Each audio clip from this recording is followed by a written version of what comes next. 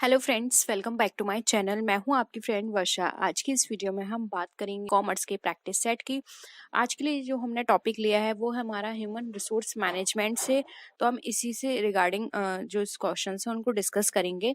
Start करते video को। Video आपको पसंद आए तो वीडियो को लाइक कीजिए, फ्रेंड्स या शेयर कीजिए। किसी भी तरह की कोई भी क्वेरी हो तो प्लीज जरूर बताइएगा।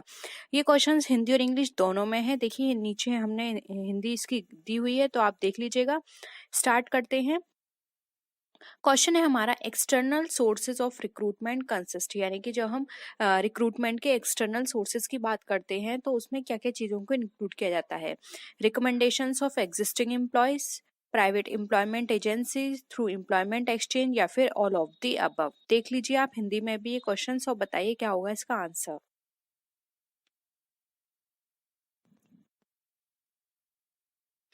एक्सटर्नल एजेंसी की बात की जा रही है यहाँ पर।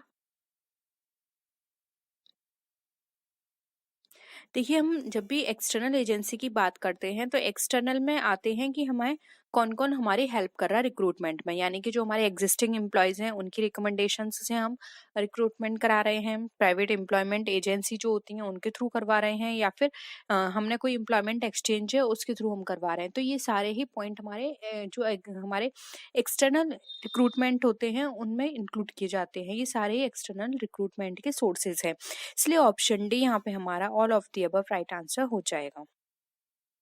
होप यहाँ पे ये क्वेश्चन आपको क्लियर है। सेकंड है, अब देखिए क्वेश्चन वही है बट यहाँ पे पॉइंट्स जो हैं, ऑप्शंस जो हैं वो चेंज कर दिए हैं। External sources of recruitment consist professional training institute, educational institute, waiting list, या फिर एग्जीक्यूटिव सर्च एजेंसी। अब इसमें से आपको बताना है कौन सा है एक्सटर्नल का पार्ट।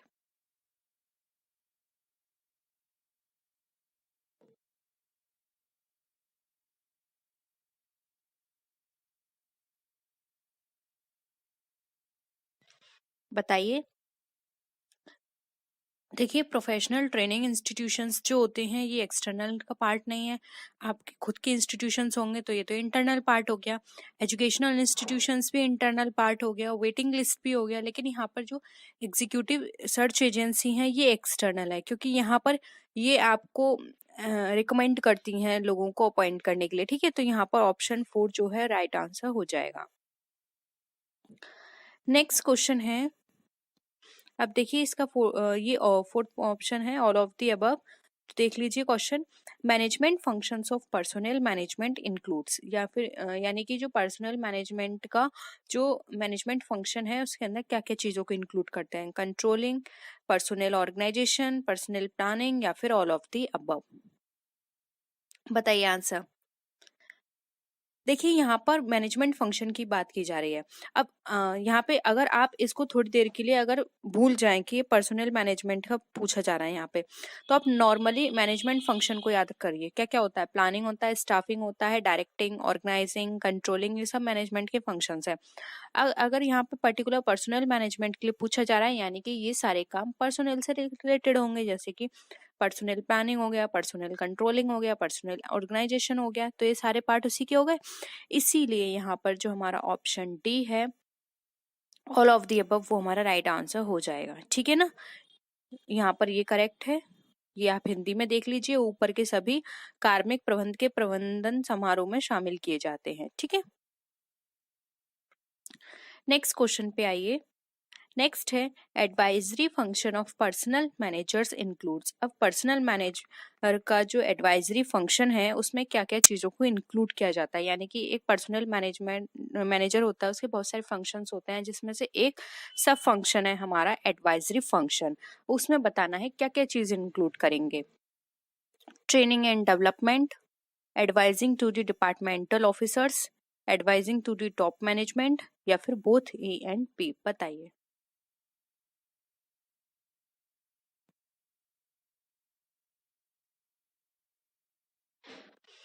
देखिए यहाँ पे पर्सनल मैनेजर्स की बात की जा रही है और वो भी उसके एडवाइजरी फंक्शन से रिलेटेड।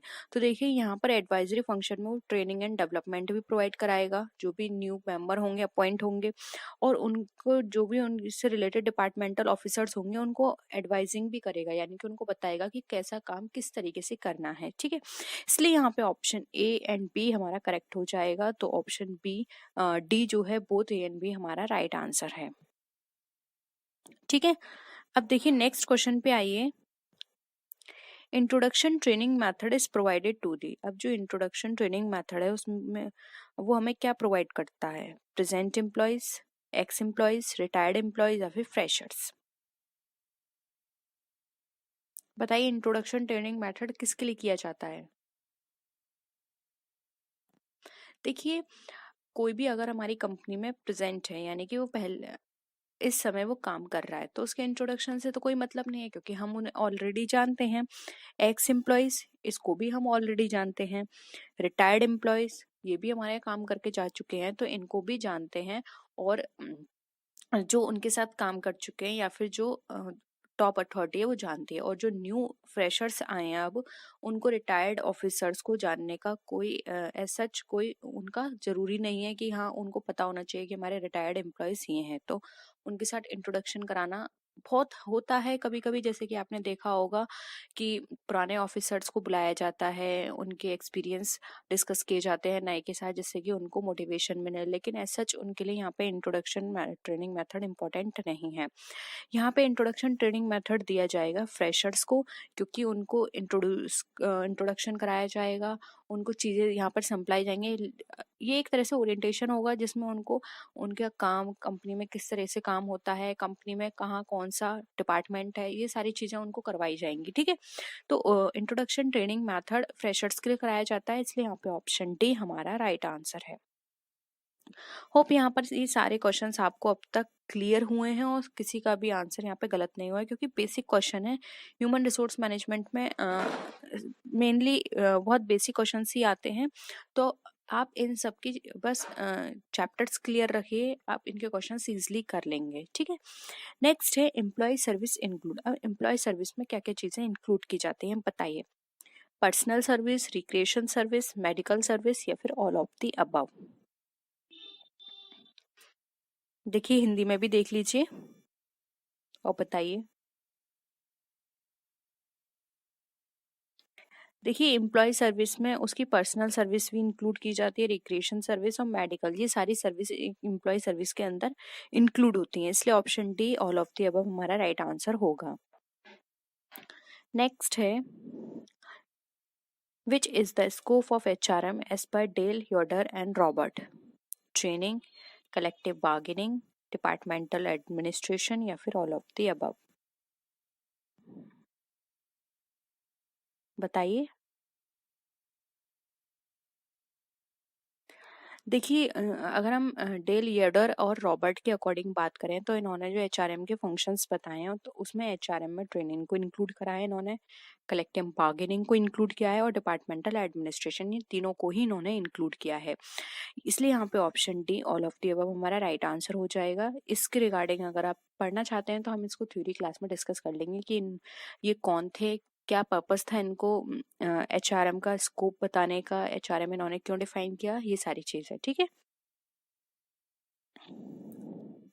नेक्स्ट है the successive step in discrete disciplinary action are service of charge sheet, suspension of the offender in grave cases, preparing and serving charge sheet, all of the above? बताइए, हिंदी में भी देख लीजिए।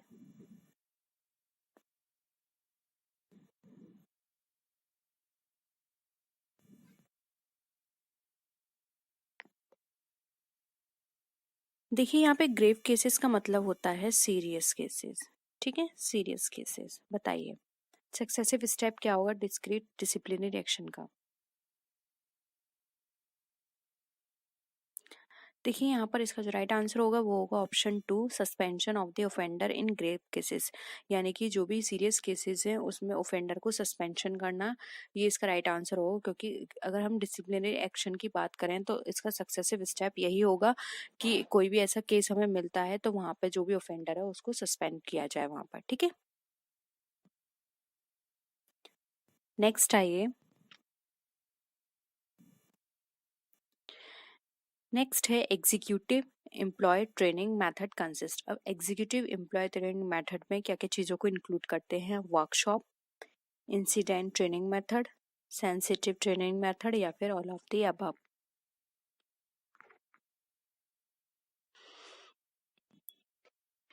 देखिए यहाँ पर ये बात करें एग्जीक्यूटिव एम्प्लॉय ट्रेनिंग की, तो इसके अंदर हम वर्कशॉप भी इंक्लूड करते हैं, इंसिडेंट ट्रेनिंग मेथड भी इंक्लूड करते हैं। यानी कि कोई एक इंसिडेंट लेके हम यहाँ पर उनको चीज़ें बताते हैं, एक्सपीरियंस बताते हैं और सेंसिटिव ट्रेनिंग मेथड के थ्रू भी हम उनको ट्रेनिंग प्रोवाइड करते हैं। इसलिए option D all of the above हमारा राइट आंसर हो जाएगा। नेक्स्ट आते हैं, the approaches of HR philosophy includes. अब एचआर फिलोसफी की अप्रोचेस में क्या क्या चीज़ें यहाँ पे शामिल हैं? Concept of welfare, survival of the fittest, cooperation या फिर ऑल ऑफ द अबव। बताइए एचआर फिलोसफी में कौन कौन सी अप्रोचेस इंक्लूड करते हैं? देखिए एचआर फिलॉसफी की बात करें यानी कि ह्यूमन रिसोर्स फिलॉसफी की, तो उसमें हम वेलफेयर के कॉन्सेप्ट को इंक्लूड करते हैं और जो हमारा फिटेस्ट का सर्वाइवल मेथड है उसको इंक्लूड करते हैं, काविट ऑपरेशन इंक्लूड करते हैं। ये सारी चीज़ों को ही इसके अंदर इंक्लूड किया जाता है फिलॉसफी के अंदर। इसलिए ऑप्शन डी हमारा राइट आंसर हो जाएगा। ठीक है, एक बार आप इसको हिंदी में भी देख लीजिए। कल्याण की अवधारणा, योग्यतम की उत्तरजीविता, चेतावनी संचालन, ये सारी चीज़ें हमारी इसमें इंक्लूड की जाएंगी। ठीक है, नेक्स्ट है दी ह्यूमन रिसोर्स सिस्टम कवर्स। अब ह्यूमन रिसोर्स सिस्टम में क्या क्या चीज़ें कवर करते हैं? Training and development, recruit and select, job design and evaluation या फिर ऑल ऑफ दी अबव।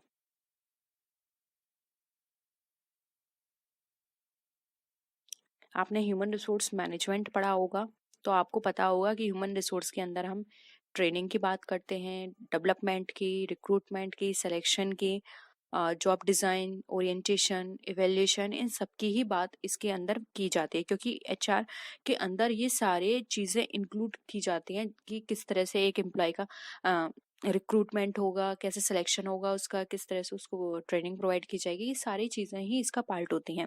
इसलिए ऑप्शन डी हमारा all of the above right answer हो जाएगा।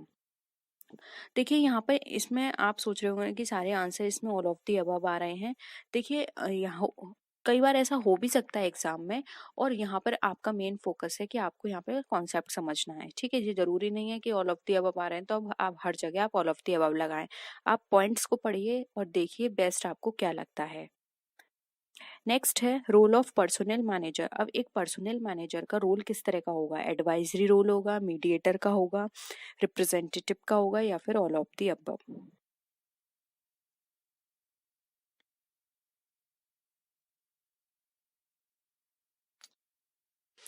देखिए यहाँ पे तो पर्सोनल मैनेजर की बात की जा रही है, लेकिन इसकी जगह अगर सिर्फ यहाँ पे एक मैनेजर, नॉर्मल मैनेजर पूछा होता तो एक नॉर्मल मैनेजर क्या होता है?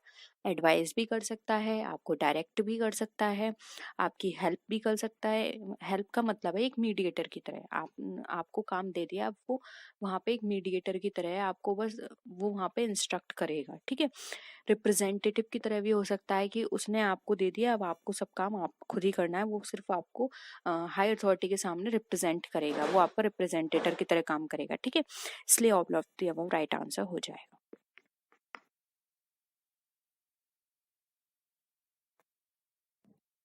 नेक्स्ट है wage and salary administration consist of. अब वेज एंड सैलरी एडमिनिस्ट्रेशन में क्या क्या इंक्लूड होगा? Representative role, rate determination, creation of post या फिर ऑल ऑफ द अबव। देखिए आप नाम पर मत जाइएगा, यहाँ पे की बात है वेज एंड सैलरी की, तो सिर्फ ये वेज एंड सैलरी से ही कंसर्न है, सिर्फ इनका काम वेज एंड सैलरी प्रोवाइड करना है, ऐसा नहीं है। वेज एंड सैलरी एडमिनिस्ट्रेशन आपकी रिप्रेजेंटेटिव की तरह भी काम करेगी, आपकी रेट को भी डिटरमाइन करेगी कि आपकी वेज रेट कितनी होनी चाहिए, और साथ ही साथ आपकी पोस्ट को क्रिएट करना है, यानी कि आपकी जो पोस्ट होगी वैकेंट पोस्ट उसको फिल करने का काम भी इसका होता है। इसलिए यहाँ पे option D all of the above हमारा राइट आंसर हो जाएगा। ठीक है, नेक्स्ट है which is the principle of HRM। HRM का कौन सा प्रिंसिपल है? Principle of dignity of labour, principle of corporation, principle of scientific selection या फिर ऑल ऑफ द अबव? बताइए।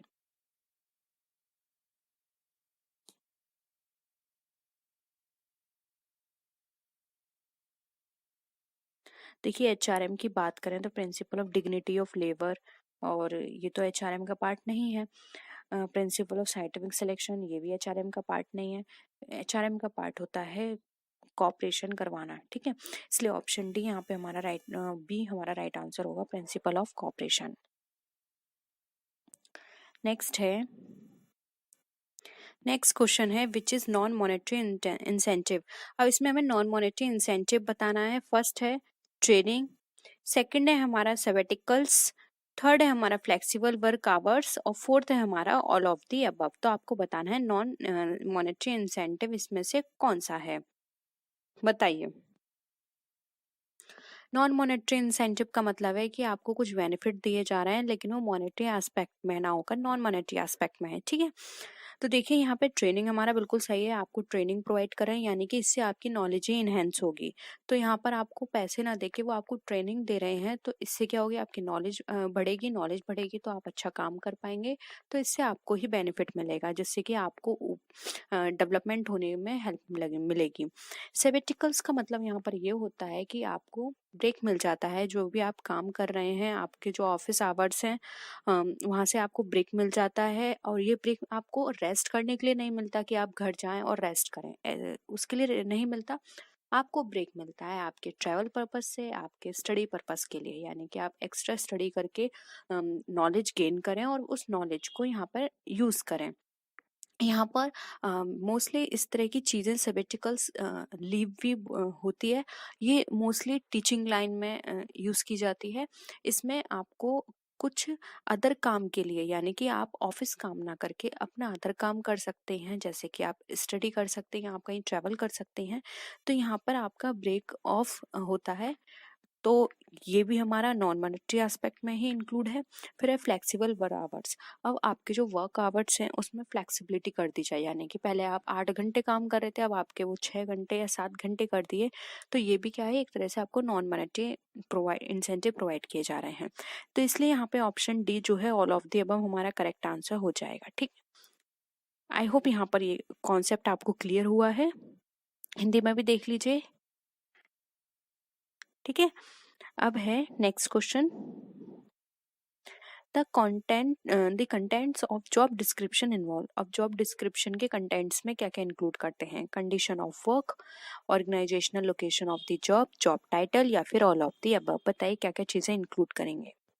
आपने जॉब डिस्क्रिप्शन के बारे में पढ़ा होगा। देखिए जॉब डिस्क्रिप्शन में जॉब से रिलेटेड वो कहाँ जॉब कर रहे हैं, किस तरह से आपको जॉब करनी है, उसकी क्या क्या कंडीशंस हैं, आपकी जॉब का नेचर क्या है, आपकी जॉब की लोकेशन क्या है, ये सारी चीज़ें उसके अंदर आपको मेंशन होती हैं। यानी कि जो भी आपकी जॉब है उसको वहाँ पे बहुत अच्छे से डिस्क्रिप्टिव फॉर्म में लिखा हुआ होता है। ठीक है, तो यहाँ पे option D all of the above आपका राइट आंसर हो जाएगा। नेक्स्ट है which is not a training method. अब इसमें से कौन सा ट्रेनिंग मैथड नहीं है? Management role playing, workshop, multiple management या फिर रिक्रूटमेंट मैथड्स। ठीक है, हिंदी में भी एक बार आप देख लीजिए। बताइए ट्रेनिंग मेथड में क्या क्या इंक्लूड नहीं करते हैं। देखिए ट्रेनिंग की बात की जा रही है तो मैनेजमेंट रोल प्लेइंग, यानी कि आपको किसी पर्टिकुलर कोई ऐसा रोल दे दिया जाएगा जो आपको प्ले करना होगा। प्ले करने का इन द सेंस मतलब है कि आपकी एक तरह से वो ट्रेनिंग ही हो रही है, यानी कि अगर हमको कोई काम दिया जा रहा है और हम उसको कर रहे हैं तो ये क्या हो रही है, हमारी प्रैक्टिस हो रही है, ये हमारी ट्रेनिंग का पार्ट है। वर्कशॉप भी एक ट्रेनिंग का पार्ट होती है क्योंकि उसमें बहुत सारी चीज़ें हमको सिखाई जाती हैं। मल्टीपल मैनेजमेंट का मतलब यहाँ पर ये होता है कि यहाँ पर जो मैनेजमेंट होता है बहुत डिफरेंट तरीके का होता है जिससे हमें बहुत सारी चीज़ें सीखने को मिलती हैं, तो ये सारे ही हमारे ट्रेनिंग मेथड के पार्ट है। लेकिन रिक्रूटमेंट मेथड ये हमारा किसी भी ट्रेनिंग का पार्ट नहीं है, क्योंकि इससे हमें रिक्रूटमेंट मेथड से हमें कुछ भी सीखने को नहीं मिल रहा है। इसलिए ऑप्शन 4 जो है वो हमारा राइट आंसर हो जाएगा। नेक्स्ट है types of selection test consist. अब सिलेक्शन टेस्ट जो है उसमें क्या क्या इंक्लूड करते हैं? Aptitude test, interest test, personality test या फिर ऑल ऑफ दी अबव? बताइए, जब सिलेक्शन होता है तो उसमें कौन कौन सी चीजों को इंक्लूड करते हैं? देखिए, जब भी किसी भी पर्सन का सिलेक्शन होता है तो सिलेक्शन टेस्ट के अंदर उसका एप्टीट्यूड टेस्ट किया जाता है, उसका इंटरेस्ट टेस्ट किया जाता है कि वो जिस भी जॉब के लिए आ रहा है क्या वो उसके लिए कैपेबल है या नहीं, और साथ ही साथ उसकी ओवरऑल पर्सनैलिटी चेक की जाती है। पर्सनैलिटी का मतलब यहाँ पे हमारे फिजिकली अपीयरेंस से नहीं है। पर्सनैलिटी का मतलब होता है कि हम उसके लिए फिजिकली का मतलब है यहाँ पर हम मेंटली और पूरी तरह से उस जॉब के लिए परफेक्ट है या नहीं। पूरी चीज़ हमें देखी जाती है कि उस सिचुएशन को हैंडल करना हमें आता है या नहीं, या फिर हम जिस भी तरह की जॉब में जा रहे हैं उस जॉब के अकॉर्डिंग हमारी थिंकिंग उस तरह की है या नहीं, या फिर हमको उस तरह का एक्सपीरियंस या फिर हमारे पास उस तरह की नॉलेज है या नहीं। ये सारी चीज़ें हमारी पर्सनैलिटी टेस्ट का पार्ट होती हैं। इसलिए सिलेक्शन टेस्ट में ये सारी चीज़ों को इंक्लूड किया जाता है आज के टाइम में। इसलिए ऑप्शन 4 यहाँ पे ऑल ऑफ दी अबव हमारा करेक्ट आंसर हो जाएगा। ठीक है, अब देखिए नेक्स्ट क्वेश्चन है procedure of collection of data for job analysis include. अब जॉब एनालिसिस के अंदर जो हमारा डेटा कलेक्शन है उसका प्रोसीजर क्या क्या है? इंटरव्यू, क्वेश्चनियर, डायरेक्ट ऑब्जर्वेशन या फिर ऑल ऑफ दी अबव? बताइए, आपने रिसर्च भी करी होगी, जब आपने डेटा कलेक्ट किया होगा तो आपने कौन कौन से मेथड फॉलो किए थे?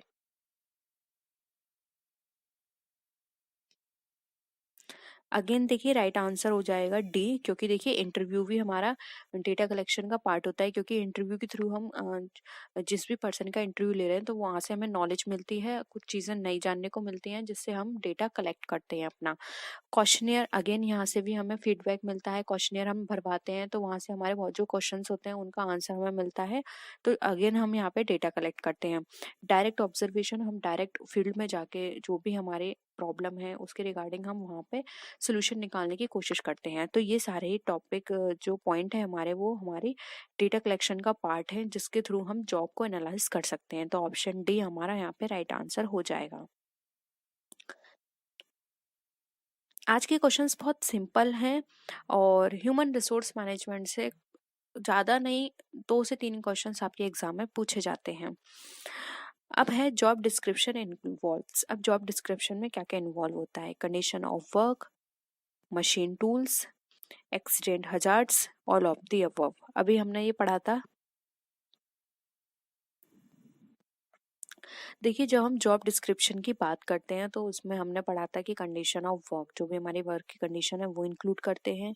मशीन टूल्स यहाँ पर इंक्लूड करते हैं कि हमारे मशीन के क्या क्या टूल्स हैं जो हमें यूज़ करने हैं। एक्सीडेंट हजार्ड्स यहाँ पे यूज़ किया जाता है कि अगर किसी भी केस में एक्सीडेंट होता है तो उसके क्या क्या हजार्ड्स हैं, और ऑल ऑफ दी अबव, इसलिए हमारा करेक्ट आंसर हो जाएगा। ठीक है, नेक्स्ट है what is use of job analysis. अब जॉब एनालिसिस का क्या पर्पस है, यानी क्यों यूज की जाती है? Organisational and human resource planning के लिए, रिक्रूटमेंट के लिए, सिलेक्शन के लिए या फिर ऑल ऑफ दी अबव? बताइए।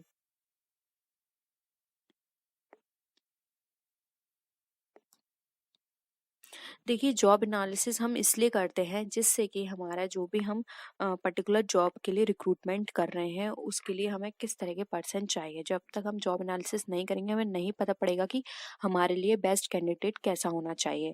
हम रिक्रूटमेंट इसी के बेसिस पे करेंगे, सिलेक्शन इसी के बेसिस पे करेंगे, ऑर्गेनाइजेशन ह्यूमन रिसोर्स प्लानिंग सारी इसी के बेसिस पर होगी। इसलिए यहाँ पे option D all of the above हमारा करेक्ट आंसर हो जाएगा। नेक्स्ट है which of the following is central organisation of workers. अब इसमें से सेंट्रल ऑर्गेनाइजेशन वर्कर हमारा क्या है? United Trade Union Congress, Trade Union Coordination Centre, Indian National Trade Union Congress या फिर ऑल ऑफ दी अबव? बताइए, सेंट्रल ऑर्गेनाइजेशन हमें बताने हैं वर्कर्स के लिए। देखिए, अगर आपने सेंट्रल ऑर्गेनाइजेशंस पढ़ी हैं वर्कर्स की तो ये सारी ही हमारी हमें रिप्रेजेंट करती हैं एक सेंट्रल ऑर्गेनाइजेशन को, जैसे कि है United Trade Union Congress, Trade Union Coordination centre and Indian National Trade Union Congress. ये सारी ही सेंट्रल लेवल पे काम करती हैं वर्कर्स के लिए, इसलिए ऑप्शन डी हमारा राइट आंसर होगा। नेक्स्ट है recruitment is the process of searching for prospective employees and stimulating them to apply for dash in organization। अब हमें बताना है जो हमारे रिक्रूटमेंट है वो इस तरह की प्रोसेस है जिसमें हम प्रोस्पेक्टिव एम्प्लॉयज को सर्च करते हैं और स्टिमुलेट करते हैं कि वो अप्लाई करे किस में, जॉब में, कॉस्ट में, वेज में या प्रोडक्ट में। बहुत ही सिंपल है, ज़्यादा डिफाइन करने की जरूरत नहीं है यहाँ पर। मुझको आप सबको पता है यहाँ पर इसका जो राइट आंसर होगा वो होगा ऑप्शन नंबर ए, कि वो यहाँ पे जॉब में अप्लाई करे। ठीक है, हम पहले खोज करते हैं, सर्च करते हैं प्रोस्पेक्टिव एम्प्लॉय की, फिर हम उनको इस तरह से स्टिमुलेट करते हैं कि वो आए और वो हमारी जॉब में जो भी सीट है वेकेंट उसको फिल करें। ठीक है, इसलिए जॉब यहाँ पे हमारा करेक्ट आंसर हो जाएगा। नेक्स्ट क्वेश्चन है ह्यूमन रिसोर्स प्लानिंग इंक्लूड्स। अब ह्यूमन रिसोर्स प्लानिंग, अब देखिए यहाँ पे ह्यूमन रिसोर्स हटा दीजिए, सिर्फ प्लानिंग इंक्लूड करिए कि प्लानिंग में क्या क्या चीज़ों को इंक्लूड करते हैं, तब भी आप इजीली इसका आंसर कर सकते हैं। ऑप्शंस हैं creating a climate of opportunity and professional challenges, recognition of excellence in performance, third है हमारा improvement of excellence in performance and fourth है हमारा ऑल ऑफ दी अबव। तो बताइए ह्यूमन रिसोर्स प्लानिंग के अंदर क्या क्या चीज़ों को इंक्लूड किया जाता है।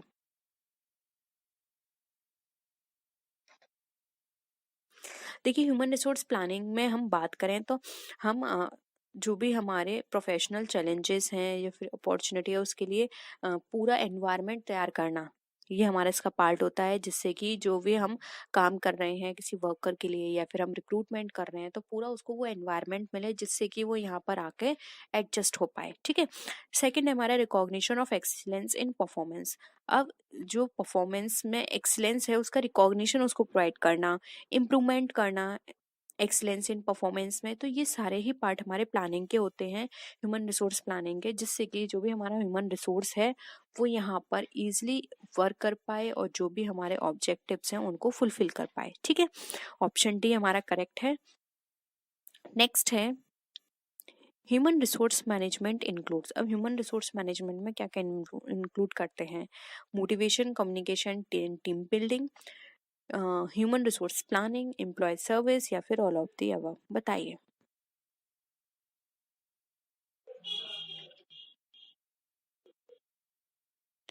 क्या होगा आपके अकॉर्डिंग इसका आंसर, जल्दी बताइए। देखिए अगेन अब यहाँ पर आप ह्यूमन रिसोर्स छोड़ दिए, मैनेजमेंट याद रखिए। तो मैनेजमेंट में हम क्या करते हैं, मोटिवेट, कम्युनिकेशन, टीम बिल्डिंग, ये सारा हमने मैनेजमेंट में पढ़ा था, तो ये तो करेक्ट है। Human resource planning again management का पार्ट होता है प्लानिंग, तो ये भी करेक्ट है। एम्प्लॉय सर्विस, जब हम ह्यूमन रिसोर्स की बात करें तो एम्प्लॉय सर्विस तो आएगी ही आएगी, तो ये भी करेक्ट है। तो ऑप्शन डी अगेन हमारा राइट आंसर हो जाएगा। ठीक है, हर चीज को समझ के चलिए, आपको क्वेश्चन रटने की जरूरत नहीं है, कॉन्सेप्ट क्लियर होंगे आप क्वेश्चंस इजिली कर लेंगे। नेक्स्ट है qualitative changes in the attitudes of employees involves. अब क्वालिटेटिव चेंजेस आ रहे हैं अगर एम्प्लॉय के एटीट्यूड में, तो किस तरह क्या क्या चीज़ें इन्वॉल्व होती हैं इसके अंदर। There is a greater awareness among officers, workers and association, यानी कि ग्रेटर अवेयरनेस है उसकी। Communication process more effective, there is considerable clarity about goals and objectives या फिर ऑल ऑफ द अबव। बताइए। देखिए आप लोगों ने इंग्लिश में देख लिया, हिंदी में भी दिखा देते हैं, स्टूडेंट्स को प्रॉब्लम हो रही होगी क्योंकि अब क्वेश्चंस बड़े हैं और नेट के एग्जाम में क्वेश्चंस हमेशा बड़े ही आते हैं। तो फ्रेंड्स ये थी आज की वीडियो। आई होप आपको आज के क्वेश्चंस पसंद आए होंगे। अगर वीडियो पसंद आए तो वीडियो को लाइक कीजिए, अपने फ्रेंड्स के साथ शेयर कीजिए, और किसी भी तरह की कोई भी क्वेरी हो या आप सजेशन देना चाहते हैं तो आप नीचे कॉमेंट सेक्शन में लिख सकते हैं। तो फ्रेंड्स नेक्स्ट वीडियो में हम फिर मिलते हैं और भी अच्छी वीडियोज के साथ, तब तक के लिए बाय बाय।